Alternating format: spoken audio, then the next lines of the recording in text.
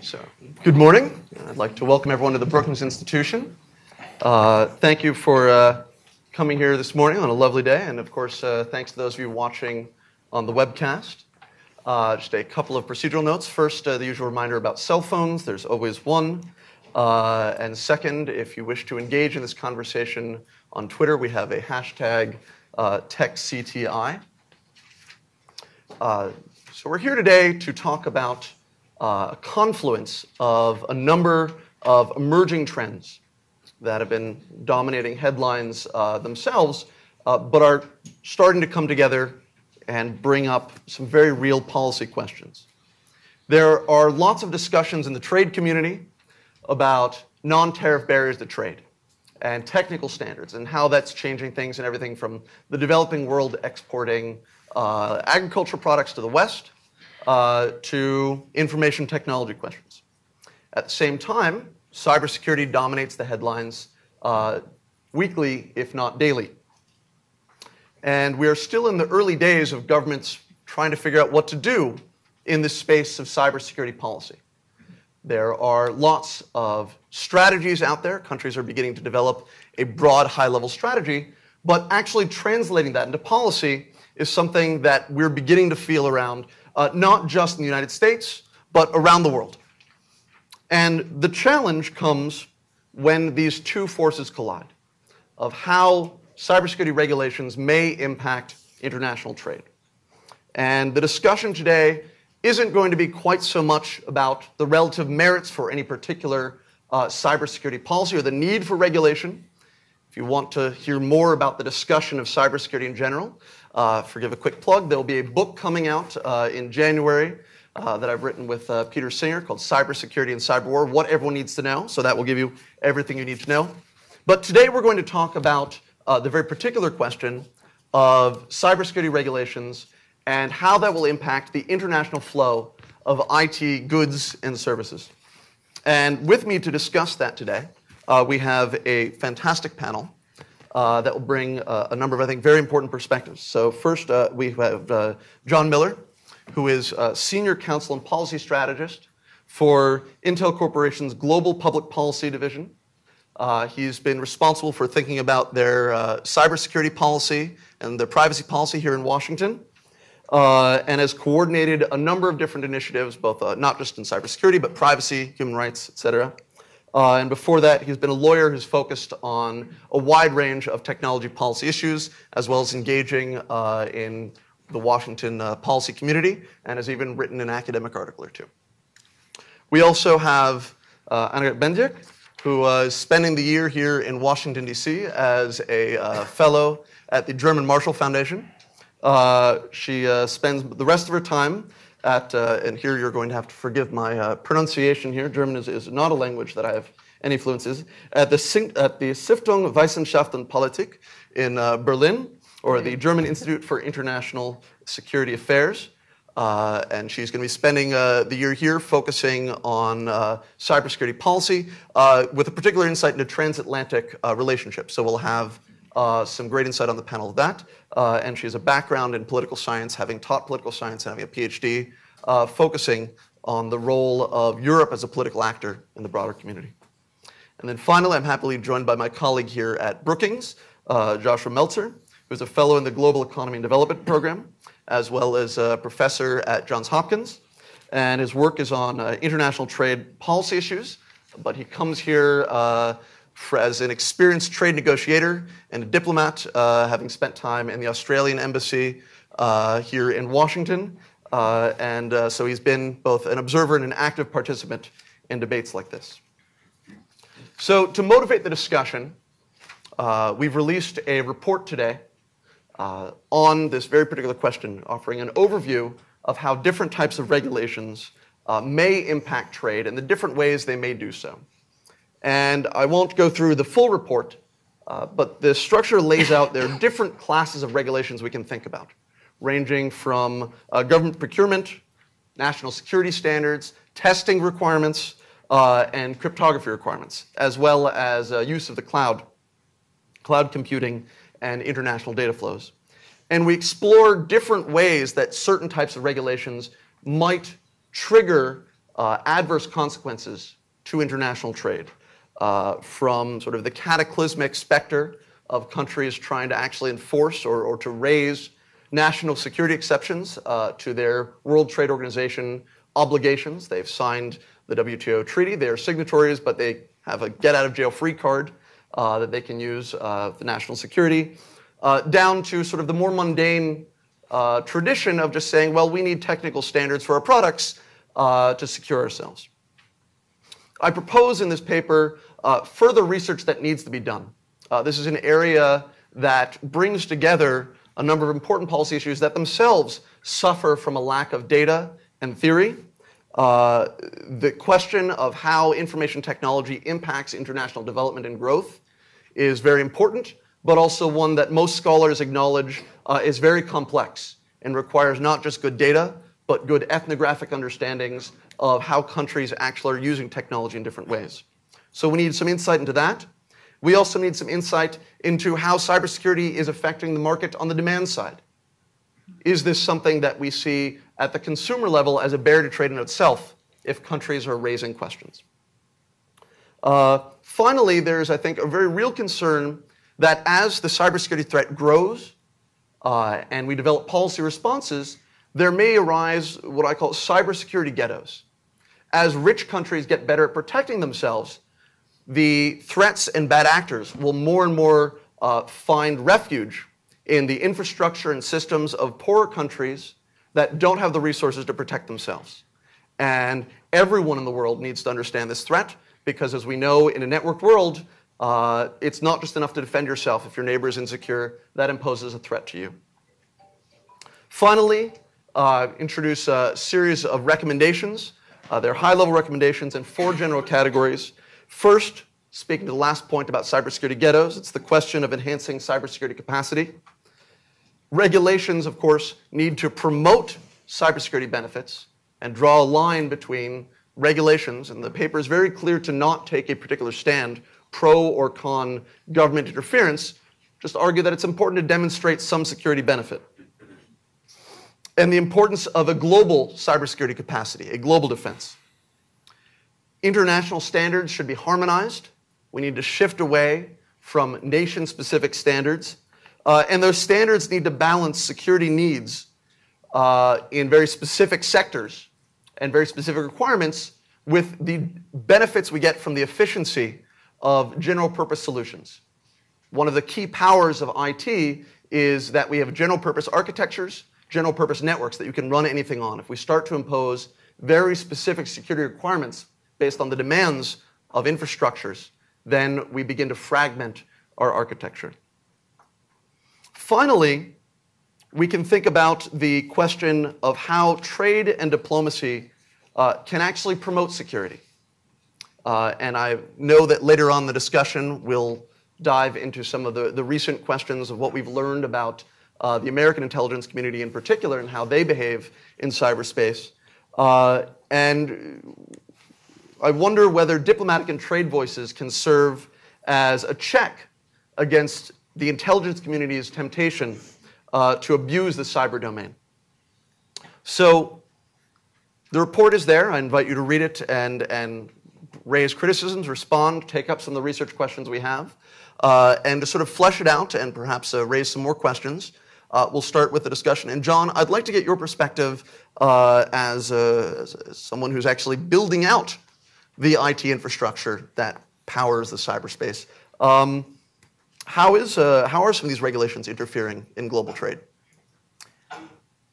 Thanks, Alan, and thanks to the Center for Innovation for Technology Innovation at Brookings and the other panelists and guests as well. Technology and innovation have broken down barriers to commerce and communication at a pace and degree once unimaginable. The internet, this engine of progress and economic growth, predominantly operates via interoperable hardware and software products, which were historically not varied significantly amongst individual countries and are deployed worldwide. Of course, with the growth of the internet has come a corresponding increase in the sophistication and severity of cybersecurity threats to governments, to critical infrastructure, to private sector networks, to intellectual property, to privacy. And countering these threats requires thoughtful deliberation by government, industry, and civil society on how best to improve security and grow trust and confidence in the use of technology without clogging this engine of economic growth. So again, I thank you for your initial salvo in getting this moving along. I think when you look at the paper, and I have had the opportunity to read it, many of the cybersecurity policies and regulations that you outline threaten to impede this continued evolution and functioning of what's really been a successful model by erecting costly barriers to cross-border commerce and replacing the global digital economy with a balkanized system that threatens continued advancement of both technology interoperability and innovation. I put the impacts into three broad categories, particularly from an IT perspective. I mean, you do have direct economic and market impacts on global competitiveness. You have impacts on interoperability of technology and also the cross-border flow of data, as I discussed. And then there really are negative impacts on security and trust that can result from security regulations, which may sound nonsensical, but I'll attempt to explain. First, the economic impacts. Intel and many other IT companies invest significantly in cybersecurity R&D and in building secure products and services, and we advocate that governments adopt cybersecurity policies that foster such innovation. Security, along with power-efficient performance and connectivity, is one of Intel's three computing pillars, in fact, and it's around which we concentrate our development efforts. And Intel's committed to advancing security in IT products and services that reflect the latest and greatest in cybersecurity protection. We believe that cybersecurity policy should advance this goal while maintaining the IT industry's ability to innovate and compete in global markets by operating at economies of scale. In our view, security regulations such as those outlined in your paper, I think you mentioned some of them, but you have local certification and testing requirements, localized server requirements, country-specific technical standards, government procurement requirements. They're really not only unnecessary for providing better security, but they create a negative environment that is harmful to IT companies globally and trade. Historically, there's a few reasons for this. Historically, the IT industry builds once and sells globally using highly complex and globally integrated supply chains. Many of the proposed security regulations highlighted in your paper effectively function as market access restrictions that could make it difficult for IT businesses to continue to operate at economies of scale, leading to dramatic cost increases and product unavailability in certain markets. For example, looking closer at the local testing and certification requirements that we've seen proposed in several economies, as pointed out in the paper, a number of different countries seem to be pursuing this path and mandating that certifications be conducted by certifying institutions that don't follow international standards of product evaluation. These types of approaches increased manufacturing costs because companies will likely need to produce multiple SKUs of products which would otherwise be the same for sale in multiple countries. Product development will slow, causing significant delays in time to market, and actually preventing the security solutions from getting out there. And compliance costs, of course, will also dramatically increase if such an approach gains widespread adoption. Some proposed security requirements are in fact so onerous they may result in driving companies from certain markets entirely. For example, we've seen requirements that companies turn over source code to allow for this type of in-country security testing, and it's simply a non-starter for a lot of companies whose entire business is grounded in IP. I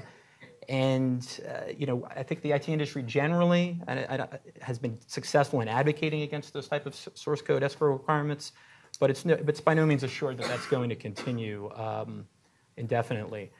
Second, I mentioned the impacts on interoperability and cross-border data flows.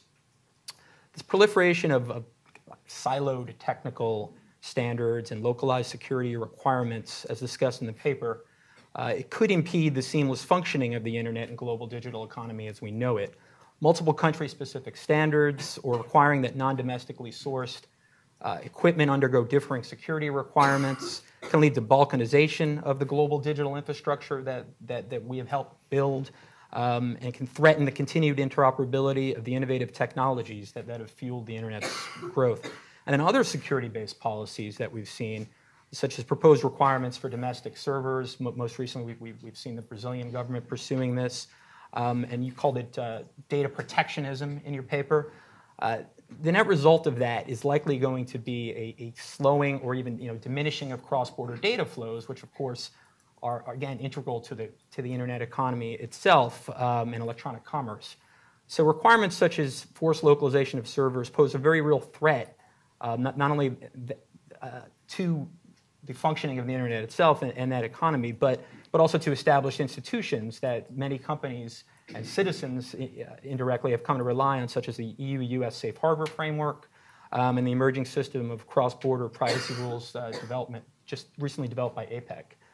And then finally, there are the potential negative impacts on security itself.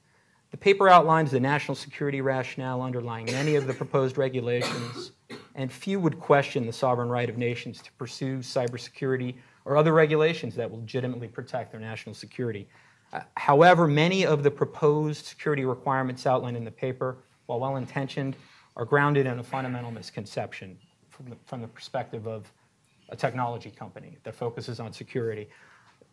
And that misconception is that the location of manufacture or the country of origin of an IT product is somehow dispositive of the security of that product. In fact, geographic-based restrictions are simply not a reliable way to create better security.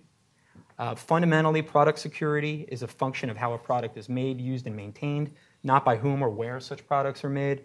Geographic-based restrictions not only ignore the reality that most supply chains for IT products are global, but run the risk of creating a false sense of security for the countries who are advocating for these provisions to advance their national cybersecurity interests. At a time when greater global cooperation and collaboration is essential to improve cybersecurity, geographic restrictions in any form risk undermining the advancement of global best practices and consensus-based standards for cybersecurity, for instance, secure development life cycles in the IT industry. Further, these policies resulting in weaker security will in turn erode individuals' trust in the internet and the ability of electronic devices to protect their privacy, thus further threatening the promise of the internet and its ability to continue to spur economic growth. There are many other dimensions of this problem, which I know we're going to get to in the panel discussion, and I'm sure the other panelists will talk about them too. So I'll stop there, but in closing, I just do want to thank you again for getting the ball rolling on this important topic, and I'd echo your call for further research and study into the economic impacts of security regulations. Excellent. Well, thank you. And so now this is sort of a very almost slightly U.S.-centric approach. The large international tech companies are predominantly based in America. So Annegret, I'd love to get your perspective across the Atlantic. How do you see this issue shaping up from the perspective of Europe? First of all, thank you very much for being invited here. It's the first time for me here in Brookings Center, and it's really a pleasure for me and a pleasure at the same time to speak here, because from a European and German perspective, I think the NSA revelations, and I would like to mention that first, will change, I think, a little bit our partnership between both sides of the Atlantic. And I would like to explain why. I think, and I came here in July, and I will stand until the end of April next year, and I realized that a lot of newspapers are reporting about privacy issues from the US-American perspective. But the problem is that all these NSA revelations really touch on the privacy rights of many Europeans and international citizens. And I'm not sure if really the US perspective has got this really strong enough in mind.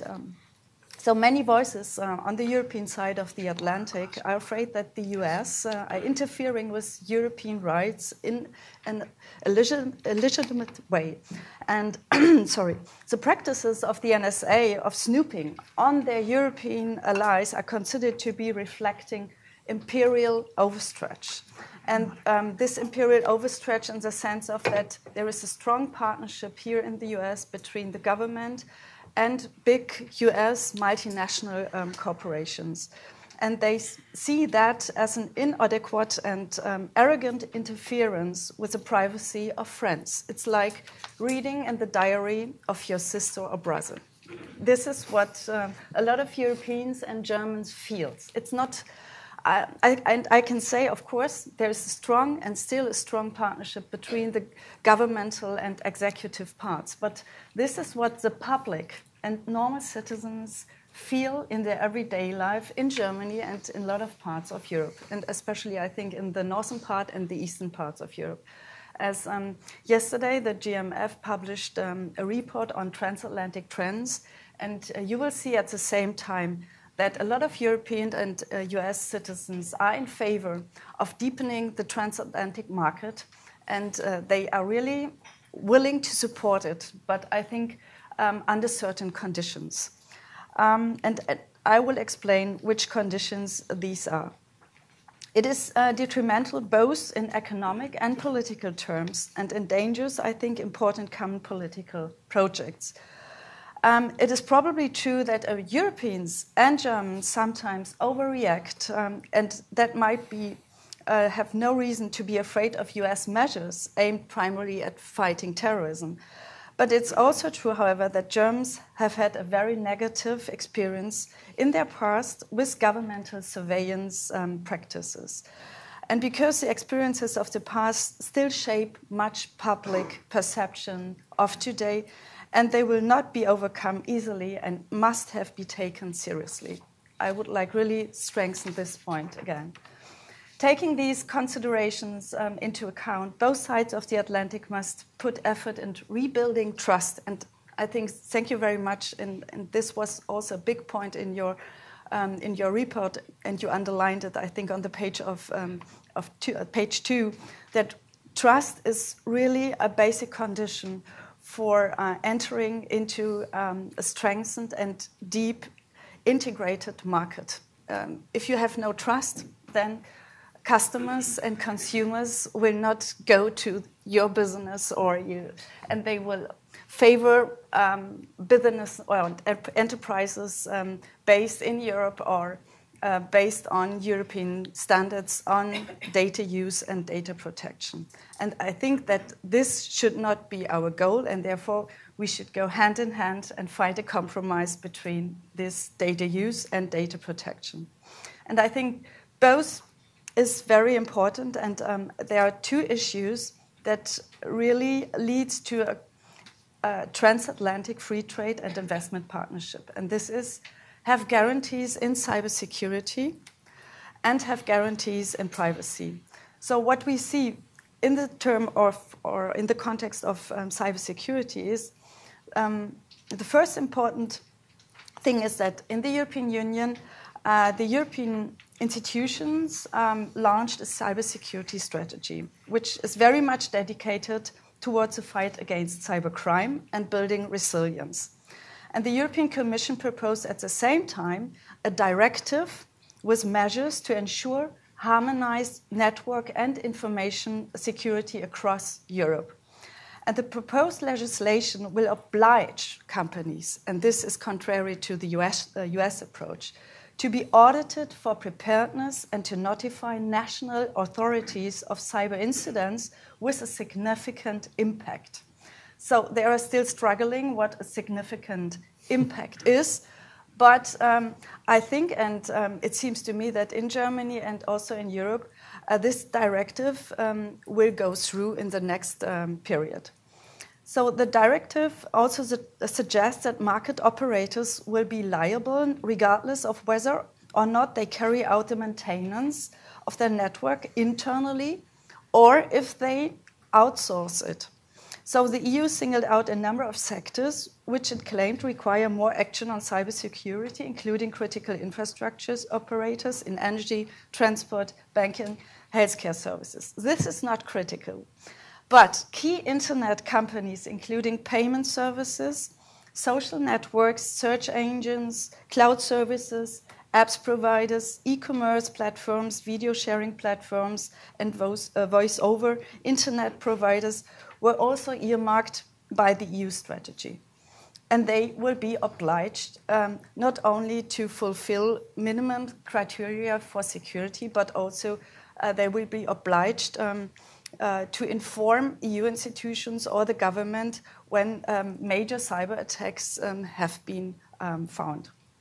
So in the US, the proposed cybersecurity framework, as you mentioned in your paper too, is on a voluntary basis and, I quote, allows any organizations, no matter how good or bad at cybersecurity, to be CSF conformant. So in some, Europe and the United States are currently implementing different levels of cybersecurity and privacy vigilance. So, and this creates inconsistencies for companies operating in both jurisdictions and will complicate negotiations toward a proposed free trade and investment deal.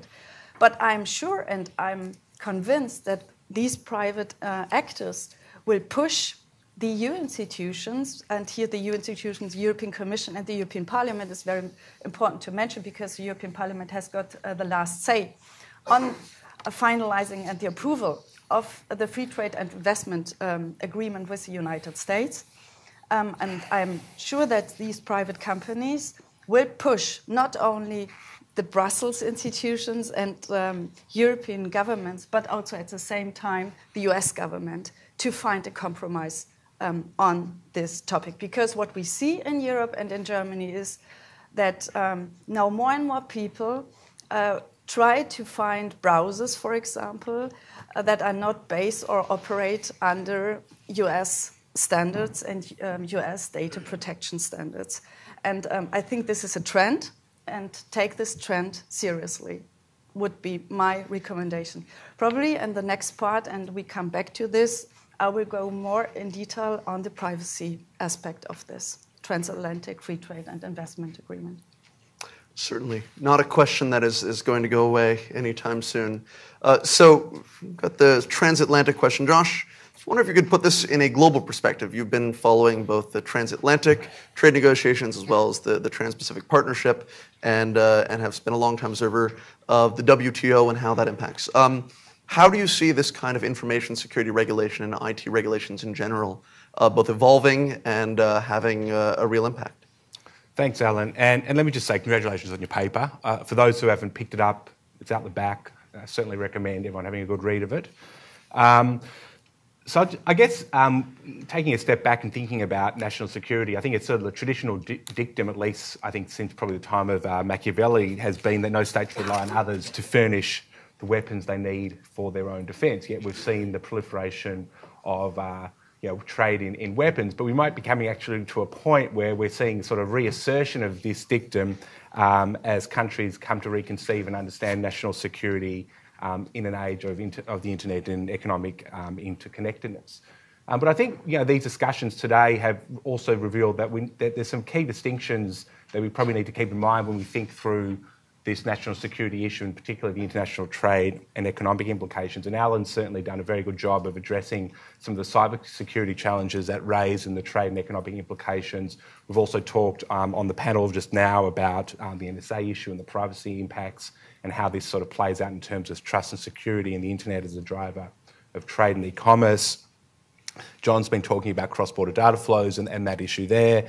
And there's another issue which we may pick up in the panel context, which is also the one of economic espionage, which the Mandiant report talked about earlier this year and the implications there. I think certainly when we think about this issue, the key concept here is this idea that we're living in an interconnected world. And we've got two interesting, I think, ideas that come together here. One is global value chains and the other is the internet. And both of them, in a sense, intersect with this idea of IT products, at least, because we have IT products which, to some extent, are really a paradigm example of global value chains, manufactured often across a number of countries in Asia and the Asia-Pacific region. And also, so this raises questions from an IT perspective of the security of these supply chains. And then we have the issue of a lot of these IT products being incorporated to access the internet, software issues, and this then makes a whole bunch of other things such as infrastructure, where the IT products are incorporated into as potentially national security concerns in a way which really didn't exist in the past. I mean, unless a country was at war, no one thought of their power grid as being a vulnerability, but now you don't actually have to be in a hot war to think about this as potentially a national security issue. So the question which Alan poses in his paper is, well, what can governments do here to address, legitimate national security concerns while taking into account the impacts this might have on trade the broader economic system when we are so interconnected. Now, one of the questions here, and I think one of the key concerns in your paper, Alan, is when we think about, for instance, the trade rules, we think about the rules in the WTO, we think about FTAs, we have this national security exception. So the concern is, well, governments may just say this is national security, it's going to fall under this exception, and so a whole lot potentially of rules and regulations are going to become carved out from WTO disciplines. Now, of course, before we, I guess, get to the national security question, of course, we would have to find a WTO inconsistency in the first place. So we could sort of speculate there might be an issue where you prefer, domestic suppliers. I mean, there are government procurement issues that come up in that context. But let's assume there is some type of WTO inconsistency and that there is a national security issue and an exception that's then being claimed by the government. So the basic question is, how big is the national security exception? Now, this is sort of an issue which has dogged, I think, the trade world for a long time. I mean, there's quite a well-known comment by Premier Nikita Khrushchev talking about US export controls and how they should be applied to buttons because these can be used to uphold, soldiers' trousers, right? So, I mean, how big is national security? Now, if we actually look at the WTO national security exception, what does it say? It basically talks about measures which would otherwise be WTO consistent but are adopted for essential national security concerns. These are qualified by reference to whether it's for fissionable material, traffic in arms, war, or other emergency situations. Now, the key question here has always been who determines whether or not the regulation, the government's claim of national security actually fits within the WTO exception. In a WTO context, I don't think this has been definitively settled. My sense is that you would probably have a situation where panels, in the case where this was before a WTO dispute settlement body, the panel would retain the prerogative to decide, but would probably extend a lot of deference to the government's claims that this was actually for essential national security. Interestingly, in the most recent US free trade agreement, that with Korea, there is an iteration of this issue in the exceptions provision there, where what constitutes essential national security is essentially redefined. And importantly, there's a footnote to that exception, which basically says that in the case that this comes up before an arbitral tribunal, the tribunal will accept the government's claim that this is essential national security. So in a sense, the Korea FTA at least seems to point towards this idea of auto determination, namely that it is up to the government to claim national security. Once they've claimed it, there's no room for a panel to disagree with that. Another area we've been talking about on the panel is this issue of standards. And this is also something which Alan addresses in his paper. And here we sort of get into another WTO agreement, the TBT agreement, Technical Barriers to Trade. Now, there's a range of, I think, complicated issues here. On one level, there is this concern about the economic impacts of essentially standards which are going to make it difficult for countries to meet. It's going to require additional testing for security reasons. It's going to impact on scale when it comes to global value chains. Now, the TBT agreement does attempt to get at this in the sense that it does try to limit unnecessary regulatory or gratuitous diversity in standards. And one way it does that is through this this expectation that countries should essentially try to harmonise standards where an international standard exists. But, and the but here is very important, essentially you only have to do that where that international standard would be effective and appropriate to fulfil a legitimate objective. And in this case, I think what it means is that if the international standard existed and it wasn't considered sufficient, certainly national security would be a good enough reason to adopt your own standard. So that's probably not going to help us all that much in many respects. The TBT agreement does also have a range of, I consider, fairly robust procedural rules regarding the development of standards.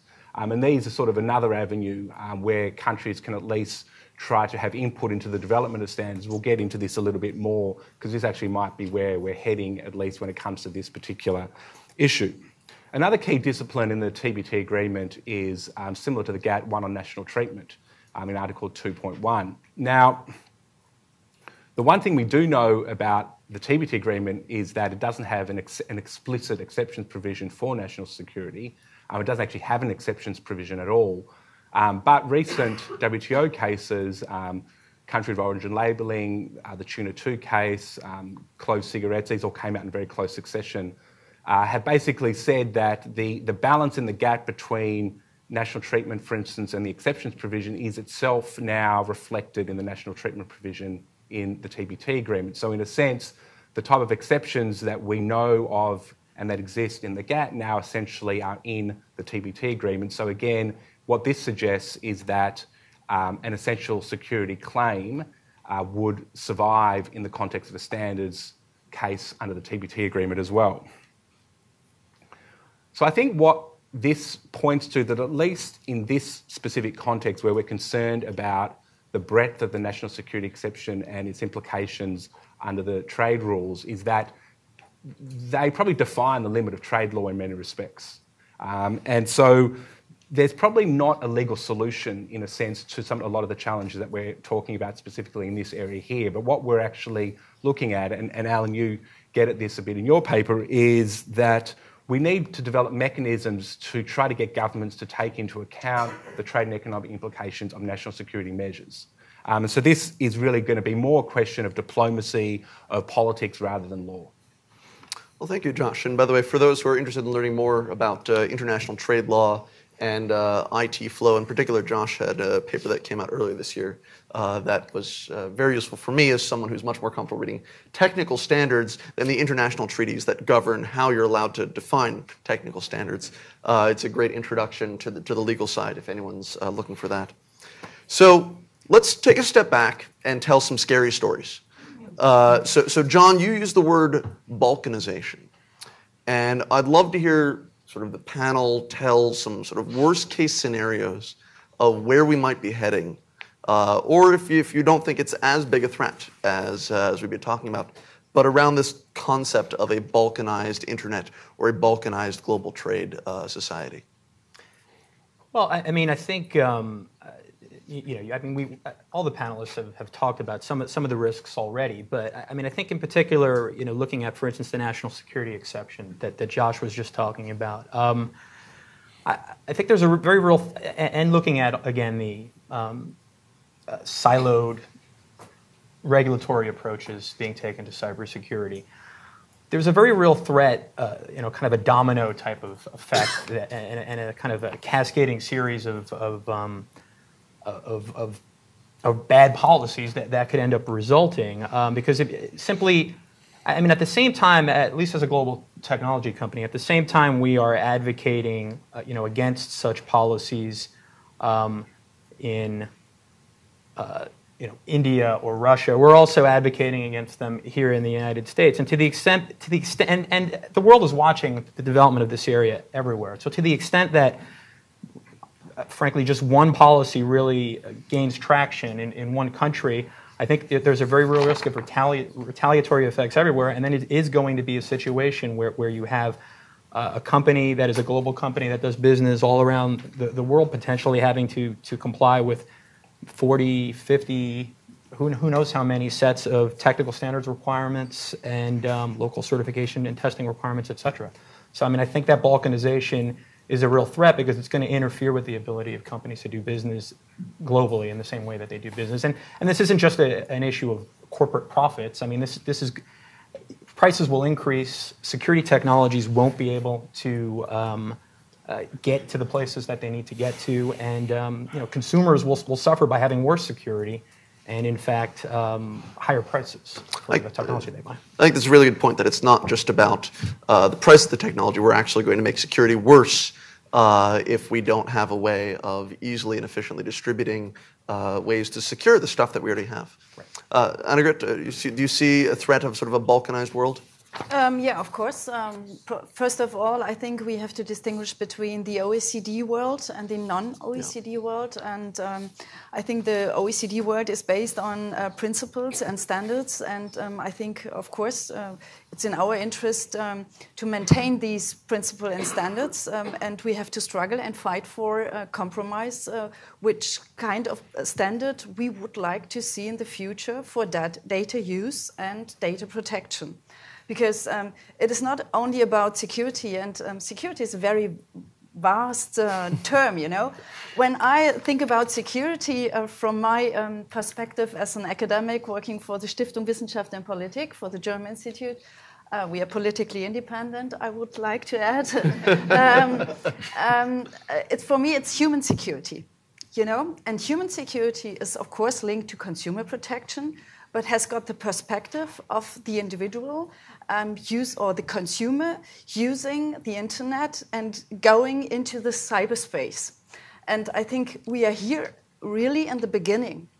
And I'm not convinced, and when I have looked at critical infrastructure protection in Europe, I'm not convinced that private actors are able really to do self-regulation. And we have seen it in the past. And if you look, for example, at the 7-8 sectors of critical infrastructure in Germany, you will see, of course, the banking sector has got high standards. But if you look, for example, to the health sector, then you see, or the transport sector, then you will see, okay, no, these standards do not fit anymore really to the challenges we are facing. Why not have an IP addressable heart monitor? Therefore, I think that there is a role for the government, and we have to distinguish the government role between 3 dimensions. So the first is security, and I think here the government has got a role to play in the sense of that they should guarantee minimum standards. And then I see the field of the dimension of the economy, and you look at the value chain, and then I think you need this government as a change agent, you know, because I think that we are confronting with industry 4.0, we call it in Germany, and I think here you can find sustainable future solutions for different parts of the whole of our society when it comes to education, when it comes to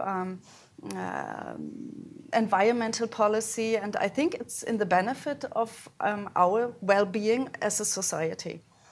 And then I think we are looking at the sphere of social communication and all over the social life. And I think here the government should play no role in the best sense. But it's hard. So it's hard because we see that if some agencies are so strong that they can interfere in individual privacies and also private companies, then it's becoming critical. And therefore, I think my assumption is the government has got different parts to play. But I think when it comes to transatlantic relations again, and it's our goal to bring this transatlantic free trade and investment partnership alive, then it goes beyond normal free trade and investment agreement. It will set norms and standards. Then, of course, I think in the long run, it's in our own interest, from a European but also from a US perspective, that we as a West, or we in the OECD world, find minimum standards for the big challenge of big data. All right. Yes. Josh, do you have thoughts on sort of a balkanized internet, balkanized trade society? I think that picking up on both panelists' comments, that the potential for balkanisation of the internet and this issue of cross-border data flows, I think it's something to spend some time thinking about. I think if one looks at, for instance, what China has achieved in terms of its control and regulation of the internet, you can see the potential for systems to become increasingly close in some respects. I think what, though, is also important here is this issue which has been raised, which is the question of trust in the internet. And the NSA issue, whatever one thinks of it, I think has certainly brought to the fore this issue of trust and this issue of privacy, and the extent that consumers are going to be increasingly willing to provide personal data in the furtherance of e-commerce online if they don't feel confident about the way that their data is going to be used. Now, it's a much bigger debate, I think, beyond the specific issue of what one thinks about the scope of US surveillance of the web. It's also, I think, comes down to some very, at times, significant differences, even within the OECD, between the US and the EU, about the concept of privacy and the way consumers think about privacy of data. There's a technical issue, I think, about what actually can be done. For instance, I mean, can you actually have a right to forget?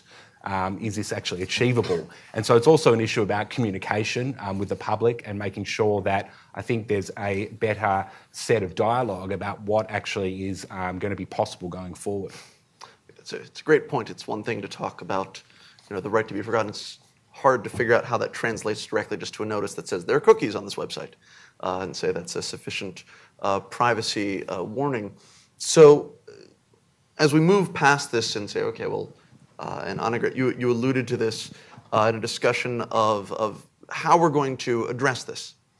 And it's not just enough to sort of stand up and say this is a problem. It's not even enough for companies to sort of try to raise their interests, particularly when those companies are increasingly seen as representing one country's interests. So what are some of the institutional factors that we're going to have to rely on to rebuild, as all three of you mentioned, to rebuild this trust and promote the benefits of global flow of IT goods and services? Josh, do you want to continue on your line of thinking? Well, I think possibly the TTIP, the Transatlantic Trade Investment Partnership negotiations, are going to be one vehicle where this is going to be a key issue, and there's going to be an opportunity to discuss it. I wasn't sure when you were referring to large US companies pushing for compromise, whether you thought that was a good or a bad thing. I mean, hopefully there will be compromise, so I kind of feel that outcome might be a good thing. But, breaching, essential different ways that people understand how their data should be used. I think it's a conversation that's going to happen across the transatlantic, but I think it's a conversation that's going to have to be broadened out globally in many respects. So I think that's probably one of the mechanisms going forward. Yeah, maybe we should come back to the profit and the benefit we can both steer out of a transatlantic free trade and investment partnership. As far as I know, there are some studies coming out that will highlight that the benefit for the U.S. government, from which the government can tear out of this TTIP, will be higher than for the Europeans. First of all, the second point is that the U.S. government is at the same time negotiating a trans-Pacific partnership. And I think the US government needs a kind of perspective of TTIP for a better position, negotiation position with the Trans-Pacific region. Therefore, I think, and also in our best interest, because we have here the most dense and intensified economic partnership globally, it should be in our interest not to have, I think also from the European perspective, not to have our European and German perspective on the transatlantic partnership, but also to try to get into the perspective of the US, so the US side. And I think this is valid also for the US side, that they should try to understand why the Europeans would like to see these kind of minimum standards. This is my first point, because I think the US, it's not any longer in the position, it's the perception from the Europeans that they can rule the world and give us together the stability we need alone. And I think it's too costly. You see it in your budget. Yeah. It's a separate path. And even the Europeans are confronted with the economic problem, and I think we are on the best way to handle it. But nevertheless, when you look in population terms, then we will see that other areas and other regions are popping up. And in the best sense, I'm convinced that in the term or in the sphere of privacy, we need, of course, not only exercises in the field of cybersecurity, and the US and the Europeans have done that in the past, but we also need new exercises in the field of data protection, which means that I think that the newly established working group on data protection will show that most of the European governments and data protection supervisors will ask for example, a no-spy agreement, which is now negotiated between the US and Germany, but they would also like to see it between the US side and the Europeans. And that would be a kind of trust-building measure, that you are belonging together to NATO. You will enter into this TTIP, but at the same time, you have to know that you do not spy on each other. I think we're going to circle back to that in a moment. Yeah. But I think this is trust, and without trust, you will never enter in an intensified free trade agreement. That is for sure. And that is not my personal conviction. This is what I can see when I read all our European newspapers, and therefore I think it's a very important point.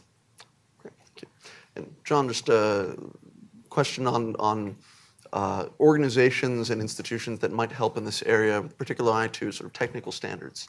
Are there natural leaders that you see bringing us together?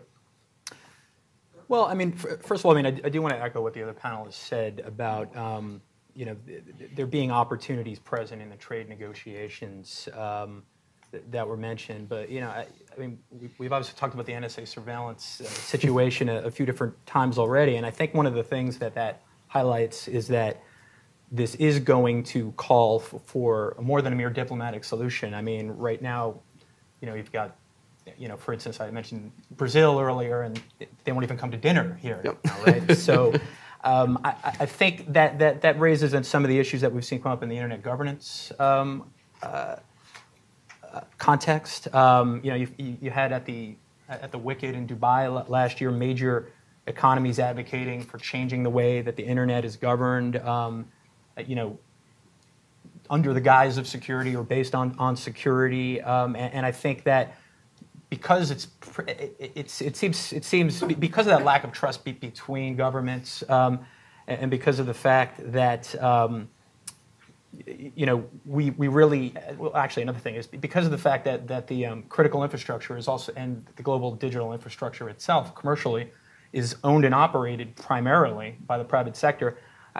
Government-led top-down solutions, whether in the standards area or elsewhere, are likely not going to work. There's going to be a necessity for partnership and multi-stakeholder solutions, and I think that was one of the major themes of last year's conference. And working with OECD and APEC and others to expand adoption of efforts to promote trust, again, is a very important tool we have, and also just embracing multi-stakeholder approaches over government-centric approaches, I think is an area that holds promise. All right, fantastic. I want to turn it over to the audience now. We can take some questions. We've covered a lot of different topics because this really is the overlap of some very important trends that are going on right now.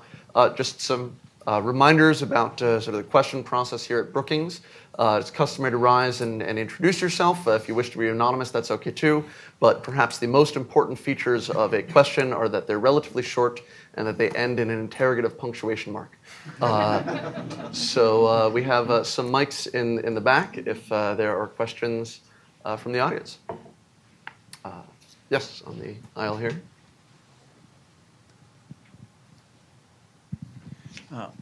Hi, I'm Fred Altman, and I have a question involving just overall national security.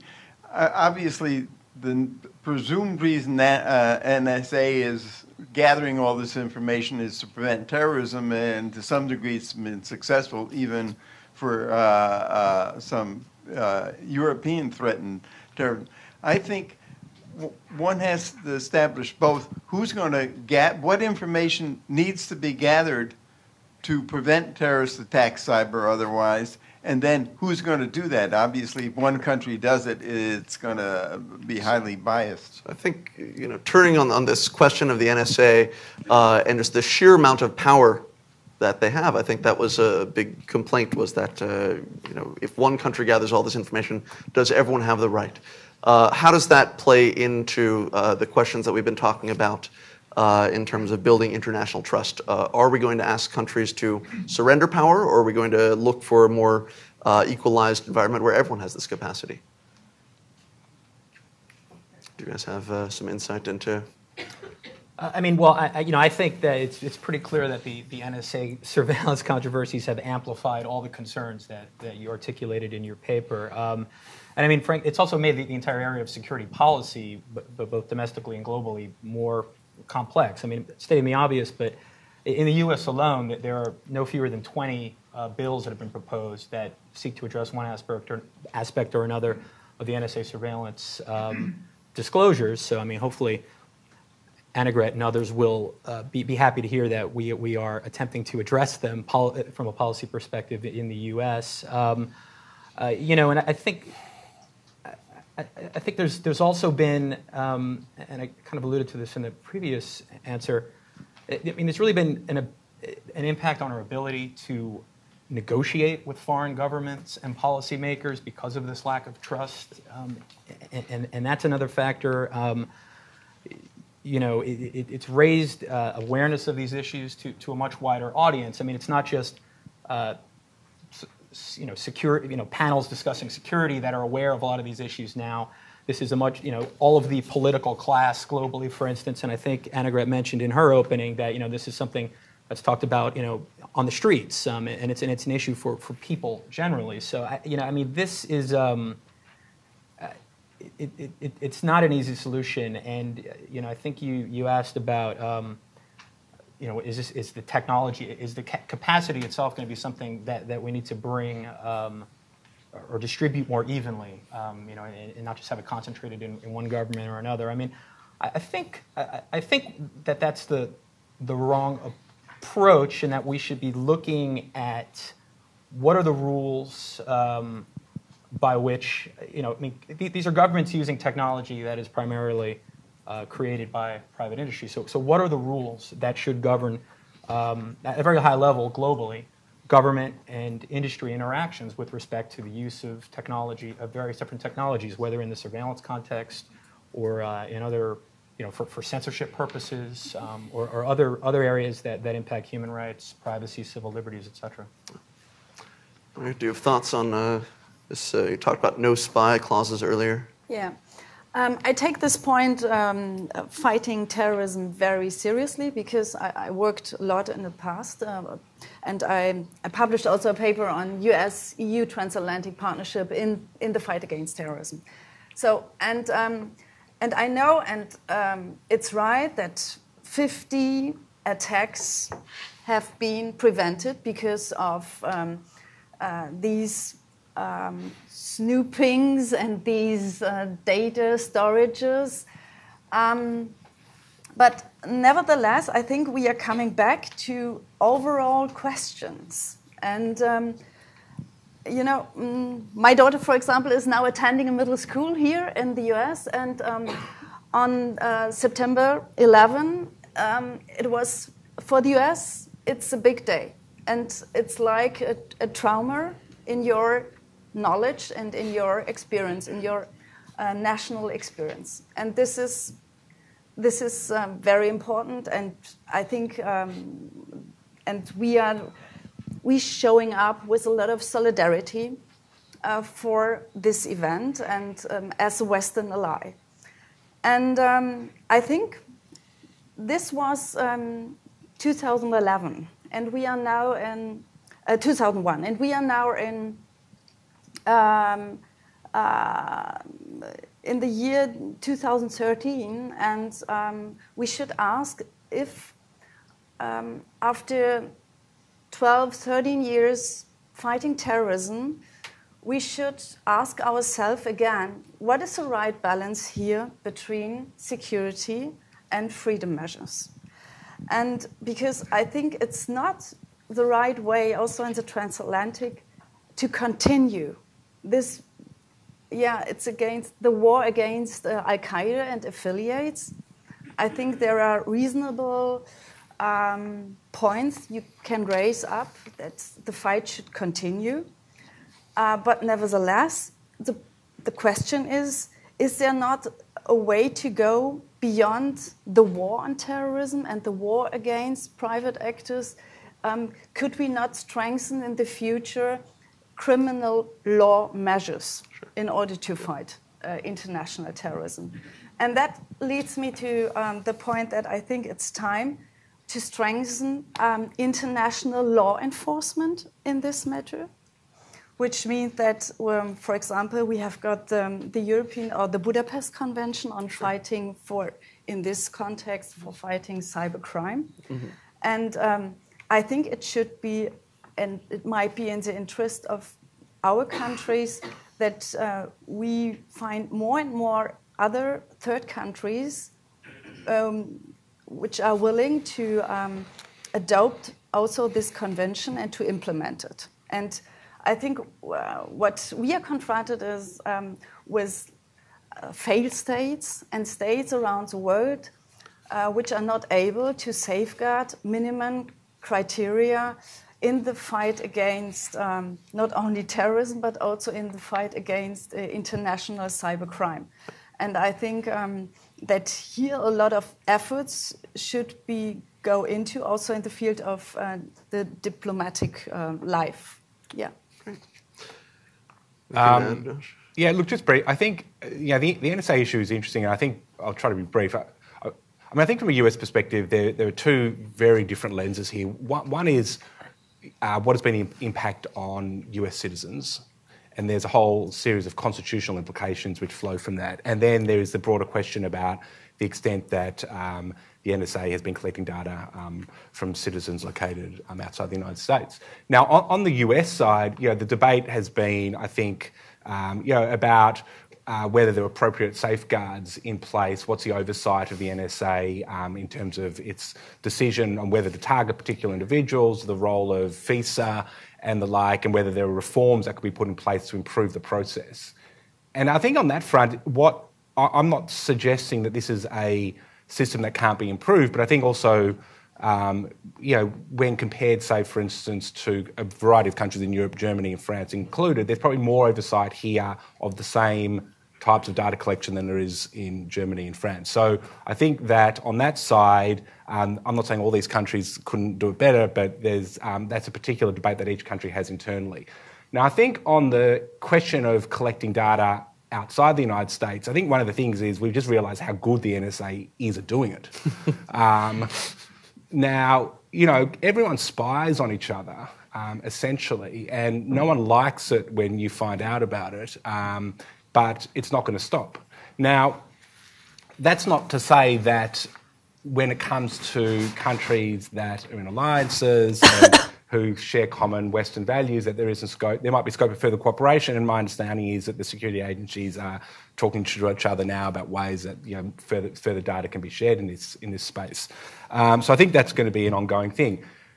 This, though, gets back to some of the issues I think you're pulling up, which is there are other impacts here, which is sort of how this has played out into the political arena and the way that sort of the public now is responding to this. And I think at least when it comes to say for instance the trade agreement space, that one of the concerns is that you're going to have the negotiators are going to be cramped. Essentially, there's space for compromise is going to now narrow a bit because there's going to be heightened public focus on this issue, and there's, in a way, whether or not we think it's accurate or not, which is going to sort of impact how the negotiators can come together and reach an agreement. Great. I should also add that I have a piece coming out shortly in Foreign Policy that talks about how the allegation that the U.S. government asked an American technology company to change its product for the purposes of surveillance is probably the most damaging long-term revelation that we have.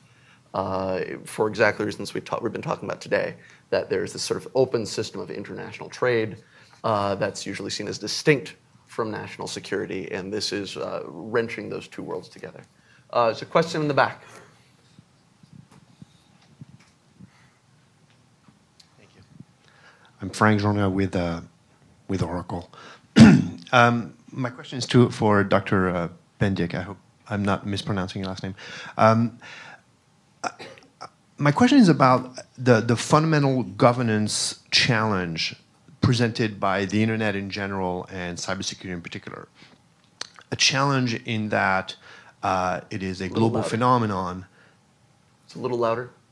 Mic a little closer. Oh, sorry. I thought it was very loud. Sorry. The fundamental governance challenge presented by the internet in general and cybersecurity in particular, a challenge because those are global phenomenon happening at the speed of light, and government and public policy responses are generally developed at the national level, and I think it's fair to say don't happen at the speed of light. So, in particular, when you consider that governance challenge, and you in this very specific and narrow on the very specific and narrow topic of development of technology, design, development, manufacture of technology, what kind of options does it leave to government authorities, even at the regional level of the EU, to develop? I think you said something like minimum requirements or minimum standards, something like that, that would actually help rather than hinder the response. And I'll just give you one figure. It sort of echoes what John was saying. My company, Oracle, spends about $5 billion a year on R&D. And actually, John's company, Intel, spends even more. So I'm not here to sort of beat my chest about it. But there's a reason why we spend that much money is because we have a global return on investment, so we can afford to do that. And also because there is, a benefit in terms of sophistication of the product, security, assurance of the product, richness of the features, the security features of this product, etc. How does that square with a country-specific government-developed, security mandate? Mm-hmm. So, why does Brussels know better than Oracle? For example, we make this experience now in Germany because we are negotiating as IT legislation about reporting major cyber attacks, for example, and implementing minimum standards for each sector in the critical infrastructure. And what the government of Interior is doing now, and I find it a very open process, they sit together with a lot of enterprises dealing with each sector and find sector-based solutions. And then they say, okay, of course, minimum standards should not intervene in small, medium, or small enterprises, for example. When the investment in security is so high that the enterprises after that not any longer able to make their business, then it makes no sense. Therefore, they say, of course, we have to distinguish between small, middle, and large-scale enterprises. And larger the outcome and the benefit and the profit is, more we can expect that the company is investing in standards and security. And they are also negotiating that small enterprises should be supported financially by the government. And because Germans like it when it is cozy, cozy in the sense that, oh, it's secure, I know my water is fine, I know that the transport system works, and we have not big aspirations, but what we would like to see is a good neighborhood, and that things are working well, and therefore it's like to have this good feeling of life, and therefore I think it's the interest of a lot of enterprises, but also for the government, that we have got these minimum standards. And then additionally, I think there is a strong belief that quality sells out in the end. And we believe in quality, and we believe in testing the quality, and therefore I think and it's like a trademark. And therefore we are willing to invest in this trademark.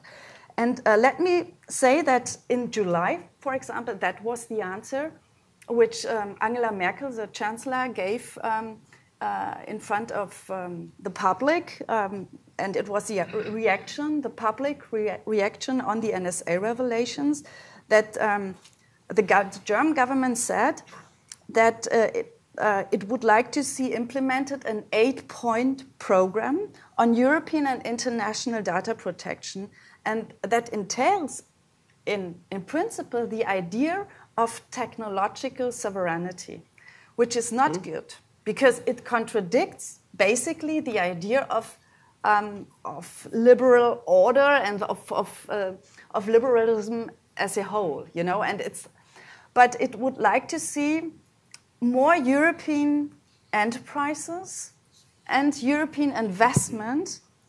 And I will not go back to this case, Airbus and Boeing, but I think the idea behind is really to strengthen enterprises and to strengthen security measures as a trademark, and to be more competitive and to have something in your hand when you are negotiating with partners, but also with other third countries in international trade and in investment.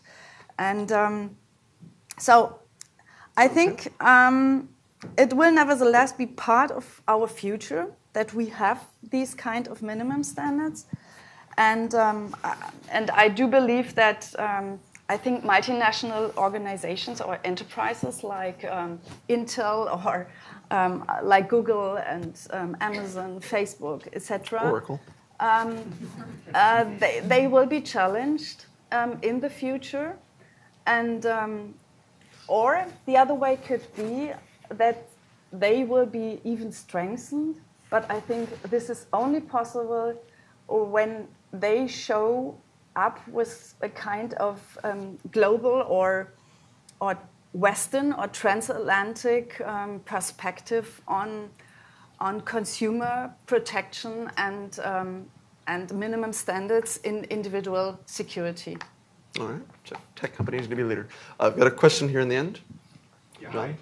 Thanks so much. John Newford from ITI. I just wonder, how do you square, I thought it was a very articulate, how do you square this very articulate presentation of why you have to have some kind of protections in countries, and you say minimum standards, but suppose we all start doing that, and I think that's what your paper gets at quite articulately. For example, the Chinese have come up with something called the MLPS, the Multi-Level Protection Scheme, which includes a lot of very problematic provisions for our industry to do business there, and we have posited that the Chinese actually will leave the Chinese economy less secure than more secure. So how do you go forward with your idea, your description of what Germany is doing, and everybody starts doing that? How do you get the most secure outcomes? How do companies like John's company build their products to meet these potentially hundreds of minimum security standards in a way that leaves us more secure? Thank you. Annegret, do you have thoughts? I think that in the past it has been shown that that self-regulation is not really the way to go in the sense of if you would like, if you believe that we are belonging to the Western world and we are believing in Western principles based on democratic human rights and privacy principles, signed not only on a national, European or regional, but also on an international level. If you would like to continue this path that you believe in enlightenment and that individuals are here in the front, also in the world of consumption, but also in the world of business as a whole, then I think that here a new deal is needed between government and private actors.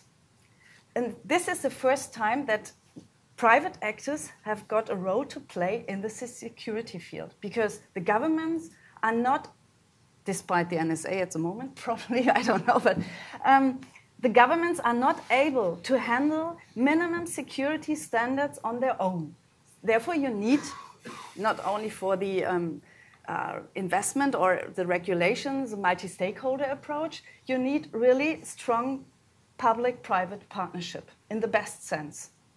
And public-private partnerships means that it is not the end of self-regulation, but it is coming to a common goal. And therefore, I think the phase of digitalization is also a little bit the end of the phase of liberalism.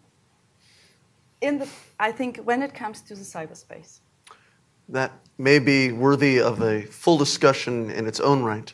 I may jump in here and talk about some of the challenges of there are international standards, and in the paper I explicitly mentioned common criteria and ISO. There are some others. Those have the problems that they also add costs, and you can also go out into both industry and certain government voices and say, well, this is too inefficient. And then the final point, which I talk about in the beginning of the paper, is the question of whether or not and I think Annegret was really driving at this, that if the market itself won't demand the solutions, then governments can play a role not in shaping standards, but in shaping adoption. In the United States, the current path is on positive incentives, but that's not to say that a government couldn't opt for the stick as well as the carrot. I don't know if you guys have thoughts on that. Yeah, I mean, well, just to respond to that and some of the last couple of questions to Annegret. I mean, I think part of the seeming disconnect may involve differences in the use of terminology. I mean, on the one hand, I heard Annegret questioning the approach being taken here in the NIST cybersecurity framework because it's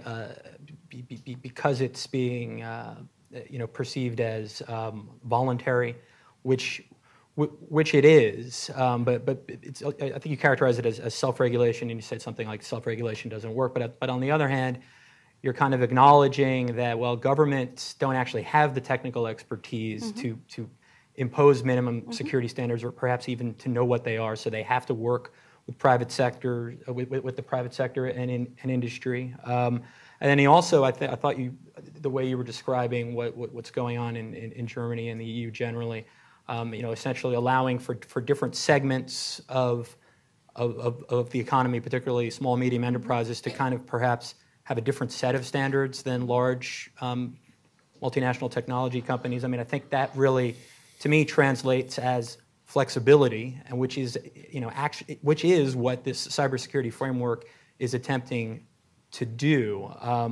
So, I mean, I think at the end of the day, there will be some movement one way or the other. But I mean, to my knowledge, that there are, Europe is actually watching very closely what happens with the cybersecurity framework that's under development here. And I think if you're going to preserve flexibility and you're going to acknowledge that private sector expertise is a necessary component in any security solution, that that it's not going to be possible to just have a kind of minimum set of standards imposed by government on industry. That's what I would say. I think there was a question in the back. All right, we'll take one there, and then quickly we might even be able to squeeze in another one in the front here after that. All right, thank you. My name is Tom Klauser. I'm a student at the American University here, and I'm from Germany as well. So I can more or less understand your standpoint. And I've been listening to a lot of things about trust during the last minutes, and it appeared to me that losing this trust in internet security should be a bad thing. But yeah, from my experience, the internet didn't become insecure overnight. It was insecure more or less all the way, and then what is happening or has been happening during the last weeks and months is rather that the people got aware of that fact, of this insecurity, which I wouldn't believe to be a bad thing. I think that this is a good thing, that there's criticism, that there's like suspicious people about that fact. So isn't it a good thing that the people are aware of this insecurity? I'm going to use the moderator's prerogative to table the questions of a normative evaluation of Edward Snowden. Is not what I'm going to talk about. But I think what we can do is revisit this question of trust. This is something that the Department of Commerce in the United States has said. This is why is privacy important? Because we need trust. So are there things we can do to sort of rebuild trust in the fallout of what we've seen this summer? Anyway, Josh, do you have thoughts on rebuilding trust in a I don't have much international to add. I think what I said before about, I think part of this is going to be having a conversation about probably picking up the question to some extent of what can we expect from the internet, and maybe have a better understanding amongst consumers and people generally about how the internet works and what they can expect from their data. I think on the privacy side, I want to just pick up quickly one of the comments that you made just before about how to get at this issue either through minimum regulation or through, in a sense, a carrot approach. And it seems to me that it's one of the sort of the transatlantic divides here, which is a US perspective that essentially the focus is on having a particular outcome on the privacy side and then giving companies a role in trying to achieve that outcome with some FTC oversight. And the EU approach, which is to have a fairly detailed regulatory approach. And I think the EU perspective, the absence of the regulation here translates into, well, it's a self-regulated industry, doesn't really work. And then the US perspective becomes, this is unnecessarily burdensome and it's actually focused on regulation and is less concerned about outcomes.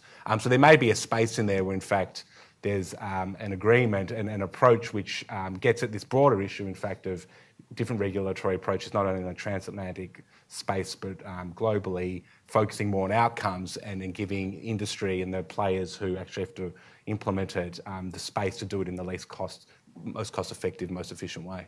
Excellent. I think we have time for a very quick question in the front. Hi, my name is Russ Hanser. I'm an attorney in town. So there's been talk in the last few minutes about sort of shared values and shared underlying core values, especially on this side of the panel. And surely at the level of commitment to the Enlightenment and individualism and liberal democracy, that's all true. But I guess I've come to wonder or doubt whether that's true at the more specific level of individual privacy, and whether it isn't the case that the core consensus has been fractured a bit.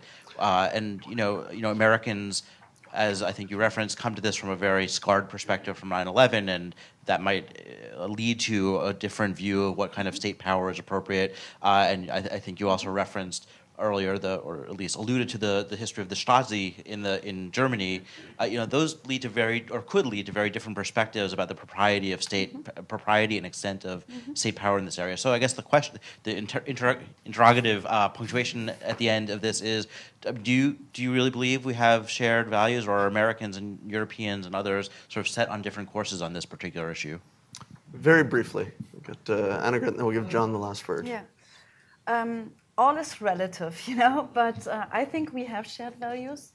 And I come to this assumption because it's very easy. You could look in other parts of the world, and you will see that there mostly different understandings of your social and welfare life are the rule.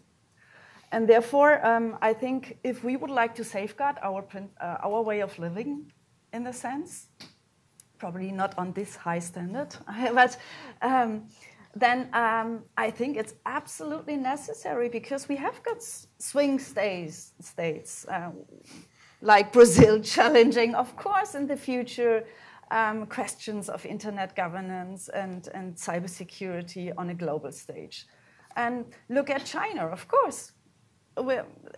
Even in Germany, for example, the official policy is that, of course, we have got strong allies and the USA, but we have also, and we would like to see strengthened cooperation with so-called shaping powers. Yeah? And these shaping powers are, of course, for example, China, Russia, Brazil, India, South Africa, etc., Indonesia.